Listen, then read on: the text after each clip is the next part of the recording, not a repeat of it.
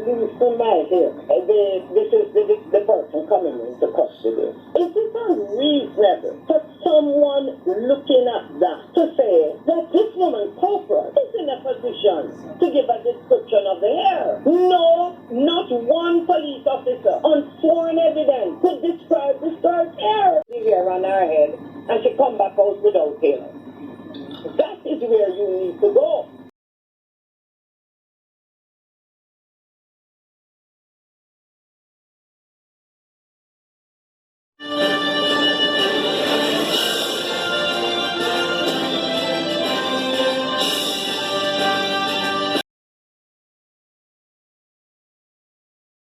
Witnesses who were also there again, we didn't really know this young lady before, and who indicated in a statement that they gave to Indico and to the police as well that they saw her, to use the word, popping out her hair over 2 days.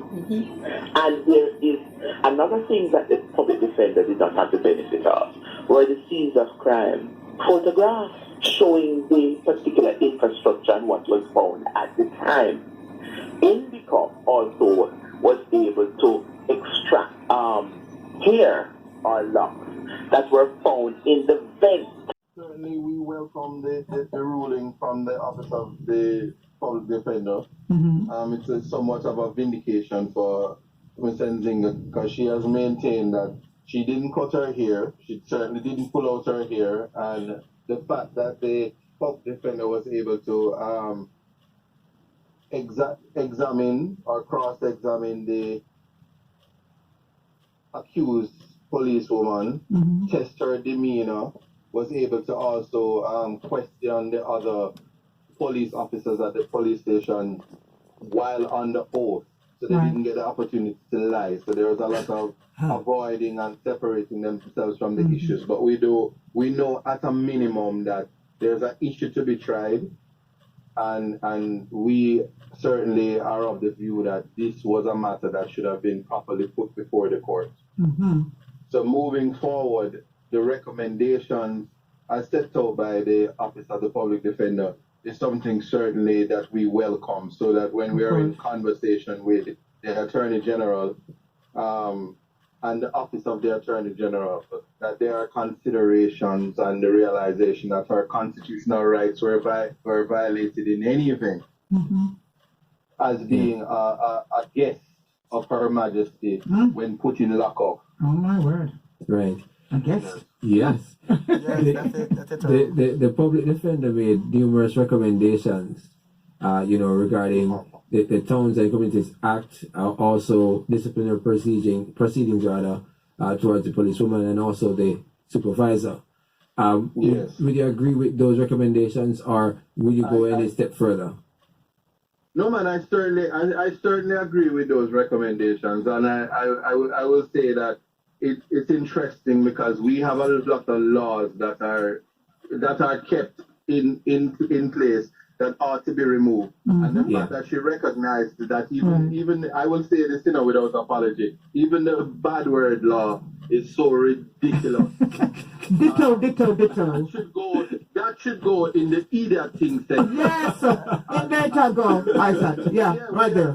We are to consider it and how we regulate free speech and how we have these laws on the book, so that when people are exerting their constitutional rights, they're not put down as our slave masters used to do with us. Because they're not working, we have the Vagrancy Act, which is still on the books. A lot of the archaic laws. And then even the most offensive part of it, where a lot of these things are in petty session court that should rightly be tried by a JP. Waste of time. And you put people before the court, and the DRMA, although repealed, Nzinga still has to go to trial for not wearing the mask. Really? We know. Yes, while politicians can frolic and laugh about exactly, I'm proud. Paying a fine. But she lost at the end of it. She lost her identity by the removal of her lock. Absolutely. It's a matter for the public to say, are we moving 10 steps backward or forward? Notwithstanding that we won't be severing from the Queen for independence. So I'm telling you. I'll say that. Oh boy, another idiot thing. Yes. Another idiot thing. Right. But today, I think it's pretty relevant that public defender Arlene Harrison Henry is actually retiring. She retired yesterday. That was her last day. Yeah. Yesterday, And I thought it was very relevant. her duties. Yes. Yes. I thought that was very, relevant. And also, in terms of the steps, the next step, I said, where do we go from here? Because a lot of people are concerned. Just before going to the next step, I wanted to kind of. I'm not sure if you went through the entire report. I read the entire. The 60 odd pages. My gosh! Right. What a report! So of the 60 plus pages, because and I'm sure that you've gone through the DPP.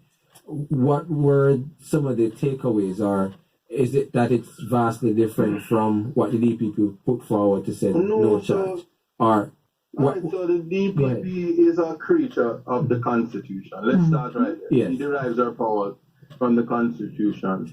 So she has her duties that she is satisfied that the information before her, mind you, she didn't question any of the officers. She didn't see anybody. She just has the black and white before her. Right. She has decided that information she couldn't put on a case. And so she didn't charge. What the public defender would have done, and the most significant difference is that the public defender interviewed. Right, very important. The accused. Very important. She also interviewed the victim.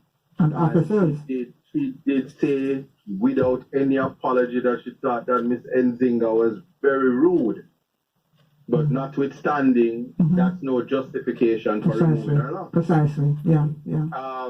That's a stark difference. What is also important to note is that I'm not going to fault the DPP for making the ruling that she has. She's entitled to do what she wishes. Perhaps in light of the public defender, which is also, even though commissioned by Parliament, is a state actor. They all can look. It's a matter for them, because they're running the country. They all can say, how do we look to the public having 3 conflicting reports before the public and confusing the public? Yeah. What is the significance of equality before the law? How do we treat ordinary citizens versus police officers? How do we treat politicians versus the ordinary man? Do we still treat uptown people better than we treat downtown people? Yeah. Do we treat Rastafarians different from regular people? These are questions that the public going to want to answer, and we want consistency across the board. So that's what's significant, is that at the end of it, no matter how people feel, whether the defense is happy for the ODP or the other people are more prefer the DPP, what we have is 2 reports that are saying there's a serious issue to be tried, and Miss Nzinga didn't have her day in court. And the police officer wasn't made to answer to these allegations, and we, whether we dislike it or not, that a judge would have certainly be the referee to say whether somebody was guilty or not. Those are the things that are significant in a consistent justice system that we were robbed of. Absolutely. So going forward now, for the layman out there who doesn't necessarily understand all the jargon of the law and the justice system, where do we go from here with Nzinga? You as our attorney at law, is there a lawsuit? What's going to be happening next? Yes, well, certainly we are going to be seeking the civil remedies, compensation. I would go as far as saying, in my mind, I believe 19 years of growing dreadlocks, one strand should be valued at $1 million. And so, oh yeah. That's not the amount. Oh yeah. Our news editor is in shock. Certainly I know, and I know what each strand of my head is valued. So at a minimum, we will put that out there and have the. Dudley, I hope it is for each year of growing the locks. That would have been 19 years. Yeah, that's the type of damages that one should think of. And as I was saying, certainly we'll be talking to we'll be engaging the Attorney General, and we'll speak in terms of what a realistic form of compensation would be. Right, great. Because in any event, the public needs to understand that she lost her dreadlocks while in state care. Precisely. And that's negligence. They have a duty of care to account for that. Definitely. The state has that duty. Yeah.